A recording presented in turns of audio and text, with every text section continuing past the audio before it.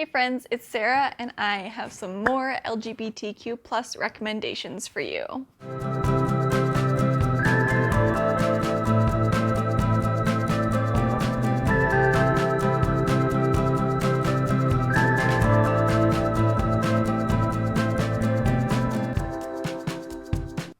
So last week I did a video on queer books that feature messy teens, and they were all young adult contemporary novels. But this week I have just like a general assortment of books by LGBTQ plus authors and featuring LGBTQ plus characters that I want to recommend to you. There's not really a theme for this video, it's just a bunch of other queer books that I've liked. So let's talk about them. They're also not in any particular order. I just kind of like wrote them down as I was going through my Goodreads, so we're just all over the place. It's a little loosey-goosey today. But the first book I have is Ace by Angela Chen, and this is a nonfiction book about asexuality. The tagline or the subtitle here is What Asexuality Reveals About Desire, Society, and the Meaning of Sex. So this I gave 5 stars. This was an excellent book, all about asexuality and kind of what that reveals about allosexuality, which is basically the opposite of asexuality, so people who do feel sexual attraction. So I read this and then I had my boyfriend read it because I'm ace, but he's not. And I think this was excellent for both like ace people and those who have ace people in their lives, and it really helps you understand kind of both sides of the experience. So I'm ace and obviously, know a fair amount about that, having experienced that identity myself, but my boyfriend is not ace, and this book was like really helpful for him to understand kind of my experience, because even though obviously I tell him what my life is like, this book has some really good examples for like allosexual people to kind of understand what it feels like to not experience sexual attraction. And it also conversely has a lot of good examples about talking to ace people about like what it's like to feel sexual attraction. It's like a little bit part memoir because Angela Chen does talk about her experiences as an ace person, but it has a lot of stories from other people as well and a lot of statistics, so very like fact-based too. And it's a good like introduction to asexuality, but it also goes beyond that and talks about kind of like the threads of society and how asexuality fits into our culture. It talks about feminism and kind of like the very sex positive feminism versus the like sex neutral feminism, if you will. So kind of I think it's the second wave of feminism that really fought back against this idea that women had to be chaste and pure by being like women should, be able to express their sexuality, and like going out and having a lot of sex is very feminist. And while that is true, it also did not leave space for like asexual women who did not want to be out having like tons of sex. So it kind of talks about that, and as a reaction to this very like oppressive idea that women should be chaste and virginal and modest, it went to the other extreme, and how both of those extremes are harmful to women in different ways. And that middle ground is better for encompassing a larger variety of experiences and a larger array of people. So this is just great. I highly recommend everyone read it. Even if you don't know any ace people, it really has a lot of interesting comments on society and the ways that sexuality are so ingrained into our everyday lives. So 5 stars. It was amazing. So next up is She Gets the Girl by Rachael Lippincott and Alison Derrick. And this was a 4-star read. It's a YA contemporary novel, and the authors are actually married to each other. So it's a pair of wives writing this cute sapphic romance together, which just warms my heart. It's so adorable. But it follows Alex, who's a bit of a flirt and whose girlfriend has just broken up with her before their first year of university, and so she's trying to prove to her ex that she can be like monogamous and that she wants for them to be together in a serious relationship. And then it also follows Molly, who is super shy but has had a crush on this other girl for ages and just can't quite work up the courage to flirt with her or ask her out. So Alex sees an opportunity to prove herself as being more than a flirt and decides to help Molly in her pursuit of this other girl. This is kind of like an enemies / annoyances to friends to lovers, incredibly slow burn book. It also did a good job of showcasing like two very different relationships with their mothers. Alex's mom is very like dependent on Alex. She has a lot of issues and it relies on Alex to like send her money and stuff to fuel her addictions, whereas Molly's mom is like her best friend, and so like they're very close, but Molly kind of wants to break away from her and be her own person, and her mother struggles with that.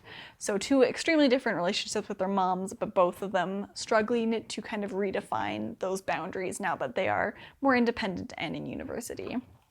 So a lovely romance, but some heavier themes as well. Up next is another nonfiction book, and this is In the Dream House by Carmen Maria Machado.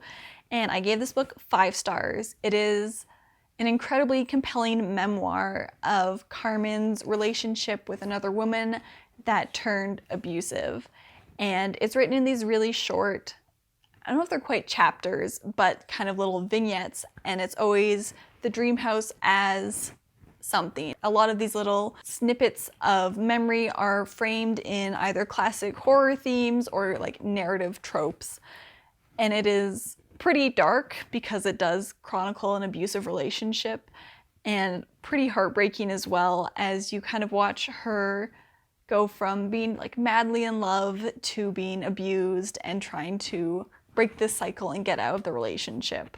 So definitely take a look at those trigger warnings before you dive into the book, but it is incredibly moving and very well written. It's a very creative use of these tropes to explore kind of the suffering that she had gone through and her trauma from this relationship. Up next is a young adult fantasy novel, and that is Little Thieves by Margaret Owen, which was also a 5-star read for me. This is a Goose Girl retelling, and it follows Vanya, who has stolen the princess's identity and is trying to steal jewels from the rich so she can escape her debt that she owes to the goddesses of death and fortune who raised her. So the main character in this, Vanya, is ace, and so is another character, and the relationship between them was explored so like lovingly and tenderly, as they were both asexual, and kind of those navigating those boundaries was done so well. I mean, also it was like a super fun kind of heist book, lots of like running away. There's a junior detective she's trying to escape from. There's also a sapphic relationship between a couple of the side characters, and then death and fortune are also kind of like maybe in a relationship. It's a little uncertain. They're like gods, so. But this was a really fun romp of a book, and just the ace representation, this was really lovingly done, I felt. So 10 out of 10. There is a sequel where Vanya accidentally starts a cult coming out in 2023, and I cannot wait for that. The cover was just released, and I'll put that up here so you can see it. It's gorgeous. This is my Illumicrate edition of this book, so I really hope that Illumicrate does an edition for Painted Devils so I can have a matching set. Up next is The Charm Offensive by Alison Cochrun, and this is an adult gay romance, which I gave 4 stars. It follows Dev, who is a producer of a bachelor-style show called Ever After, and this season Charlie Winshaw is the bachelor, or like the Prince Charming. He is a disgraced tech prodigy, basically, and he's going on the show to kind of salvage the reputation of the company that he kind of messed up a little bit. Big oops. But Dev realizes that he's in trouble when he starts to fall for the star of the show, which is not great because the star of the show is supposed to fall in love with one of the women that is brought on the show. So this was another lovely romance, but also dealt with some heavier topics around depression and anxiety and mental health. I thought the representation in there was really good. Both of the main characters deal with mental health issues in like very different ways.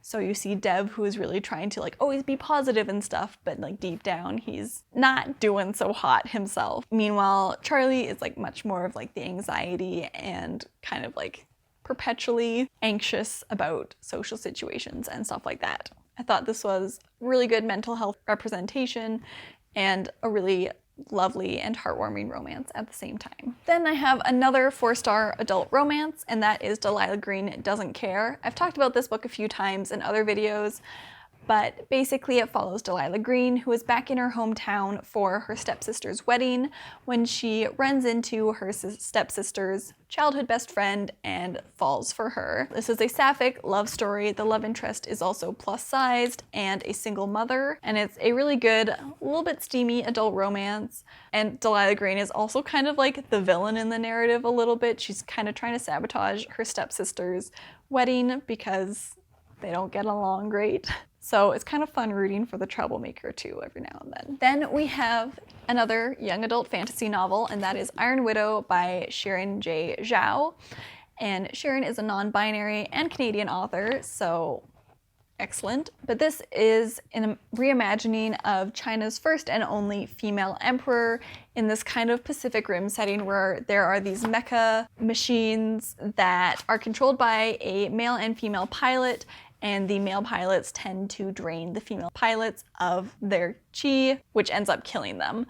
So Wu Zetian's sister was killed like this, and she decides that she is going to take matters into her own hands and go after the pilot who killed her sister.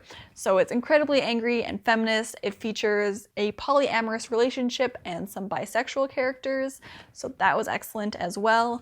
And it's just, oh, there's so much rage in this book. I have a whole video where I talk about this book more in depth, so I will link that up top and in the description down below. But this is an excellent book. I loved it so much. It was like one of my top books of last year.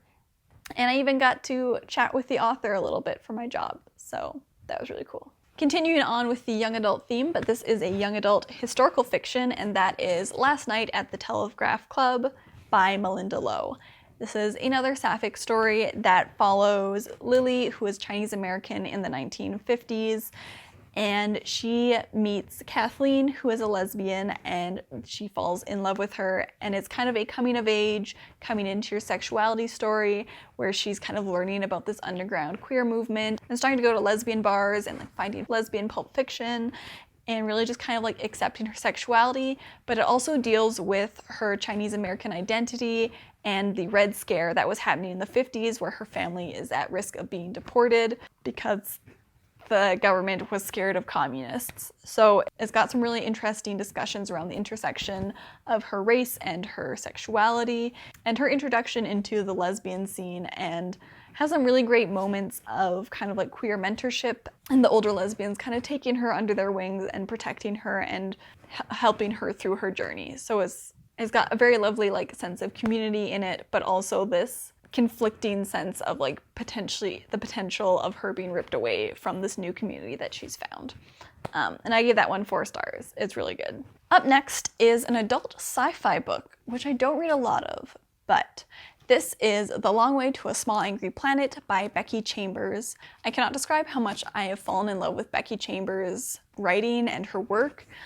I'm not a huge sci-fi person, but her books are so lovely. They're just so tender, and they're not hugely plot-driven. They're kind of, they feel, especially this one, feels a little bit like a TV show where you have different kind of episodes that are happening throughout the story, and there is like a longer story arc throughout them, but there's also just kind of many like self-contained plots in this, which might not be everyone's cup of tea, but I loved it, and it reminded me a lot of Firefly, actually, the TV show, which just gave me so much nostalgia. This follows Rosemary Harper as she joins the crew of the Wayfarer, who are preparing to go on a journey to tunnel wormholes through space, and this is a job that's going to make them rich, and they will be set for life, but it's kind of like a little motley crew on the spaceship, and like I said before, it's pretty like episodic. There's a bunch of different like little plots that happen throughout the book, and there's some different queer relationships in this, as well as a lot of exploration of gender and neo-pronouns that I hadn't seen before used in books. It's a really cool exploration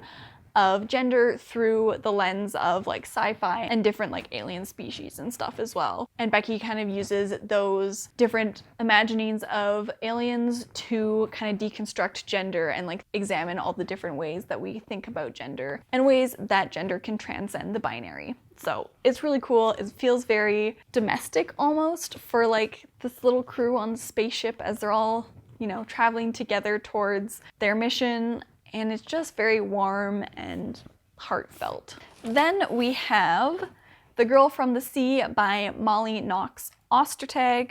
This one I gave 5 stars. This is a young adult graphic novel. The version that I have is actually an ARC, so it's not in color, but the actual graphic novel is in color. This follows 15-year-old Morgan, who is rescued from drowning by a mysterious girl, Kelty, and they start to become friends and fall for each other. And it's a coming-of-age story for Morgan as she tries to like figure out whether or not to tell her friends and her family that she's gay, as well as the mysterious Kelty, who is maybe not who she seems to be. So this was a lovely graphic novel. I give it 5 stars. It's very heartwarming and sweet. And I really love Molly's art. It's beautiful. Okay, we're getting towards the end. There's so many good gay books, guys. But up next we have Plain Bad Heroines by Emily M. Danforth. I've talked about this book before in one of my Halloween videos last year. It's very windy and it just moved the patio door and it scared me. That was too creepy. Stop it. But this is an adult historical fiction / fantasy / gothic novel that is set in 2 different times. So there is one part of the story that takes place in the past when the Brookhampton School for Girls was in use, and it follows a group of girls who are obsessed with this text, and they kind of start their own little, not quite cult, but like they're very obsessed with this book, and they die mysteriously and the school ends up closing down. And then the more modern day take follows a prodigy author who has written a book about these mysterious deaths at the school, and the 2 actors who are going to star in the adaptation of this book as they go to the maybe haunted school and spooky stuff starts happening. This book also has sapphic relationships in it and polyamorous relationships. So it's great. It's also illustrated. I love a good illustrated book. And it's a little bit spooky. Not too bad, I'm a baby, but definitely like a bit spooky. So perfect for Halloween time or anytime you're feeling like a gothic dark academia read. And I gave it 5 stars. Okay, up next is another graphic novel, and that is Bloom by Kevin Panetta and Savannah Ganuccia. This one I also gave 5 stars. I just love graphic novels. They're so immersive and like just art, guys. Love art. But this follows Ari, who wants to leave his family bakery and travel to the big city to be a part of this band. And so he's interviewing candidates to replace him at the family bakery when he meets Hector, who just loves baking. His whole passion is baking, and a romance blooms between them as Ari shows Hector the ropes in the family bakery. There is a sequel coming out to this one later in the year. I should have put that in my most anticipated books, but I forgot to. But I'm also really looking forward to that one. But yeah, this is just a really lovely, sweet contemporary romance. It takes place at a bakery by the sea. It's a great summer read. If you liked Heartstopper and Check Please, you'll probably like this one too. We're almost done. Penultimate one is The Romantic Agenda by Kann, which I gave 4 stars. This is another book that features an asexual main character, but this time it is a romance that features an asexual main character. So Joy is ace, and she has been in love with her best friend Malcolm, who is also asexual, for the longest time, but Malcolm has never really seen her as a romantic prospect. So when he invites her on vacation, she's like, oh my god, this is my chance. But it turns out that he's inviting her on vacation because he's interested in this other woman, Summer. And Summer has decided to bring Fox on this vacation. So Malcolm brings Joy to entertain Fox so he can be with Summer. It's a little convoluted. There's kind of this weird like love square almost going on. But when Fox and Joy meet, she kind of spills her guts to him, and he's like, you know what, we're gonna make him jealous. And so they decide to pretend to fall for each other on this trip in order to make Malcolm kind of wake up and see that Joy won't always be there for him and maybe what he's missing out on by not dating her. Of course, then Fox and Joy start to maybe fall for each other as well. It was pretty sweet. Joy was a little bit like quirky manic pixie dream girl. So it wasn't like too bad, but she was definitely like a quirky main character. So if that's not your cup of tea, you might not enjoy this. But it was refreshing that she was like a black main character who was this quirky. Usually it's, the white main characters who are quirky like that, but she's black and so is Malcolm. So that was refreshing, and that they were both asexual was also nice. However, my problem was Malcolm was just a dick. Like, throughout most of the book, you know, Joy is talking about how much she loves him and how they've been best friends and how he's such a good person, but we don't ever see that on page. All I feel like we ever see is how Malcolm is controlling, like he's kind of a type A personality, so everything has to be the way he wants it to be. And then how he takes Joy for granted and is just like, oh, you're here to like take care of Fox so that I can be with Summer, and just like expects her to be okay with that. And I just did not like him. He was not nice to Joy. He did not treat her well. I was like, why the heck are you so hung up on him? He doesn't seem like a good friend even. And he really irked me. I did not see what she saw in him. And I'm not sure if that was intentional from the author, like if we were supposed to have kind of insight into his character that Joy didn't, but he was like not it. I was like, girl, no, he's just taking advantage of you. Ditch him. So that was like the one thing about this book that kept it from being like a 5-star read for me. Yeah, Malcolm was the worst. This is a Malcolm hate club. But other than that, it was a pretty sweet like summer romance. They're doing some like fun like summer vacation things out on the beach. The last book that I have to talk about is another young adult graphic novel, and that is Mooncakes by Suzanne Walker and Wendy Xu. And this one I gave 5 stars as well. It is a fantasy graphic novel, so it follows Nova, who is a deaf teen witch who works in her grandmother's bookshop, and Tam, who is her childhood friend who is a non-binary werewolf. And the story starts when Tam kind of reappears in Nova's life, and they are trying to fight this like demon. So they team up and they are fighting demons in their town, but they're also starting to rekindle their friendship from when they were kids, as well as maybe some more romantic feelings. So this just had like a lot of really good representation, I think. There was a queer relationship, non-binary character, deaf character. Nova had 2 grandmothers. They were married to each other. So that was really lovely as well. But it was a very heartwarming story of like of supernatural teens falling in love and also fighting the bad guys. But yeah, those are all of the queer books that I have to recommend to you. I know it was a lot, but there's so many good ones out there, and if you have any recommendations for me, I would love to hear them. I'm always looking for more queer books to read. So yeah, thank you so much for watching this video. Don't forget to like and subscribe, and I hope that I'll see you next time. There are children playing in the parking lot, and I apologize if you can hear them screaming in the background, but I can't really go yell at them to go somewhere else. Punch some time holes. Time holes. I probably say I love like 6,000 times in this video. And in the doobly-doo, hello any nerd fighters who follow me, if you get that reference.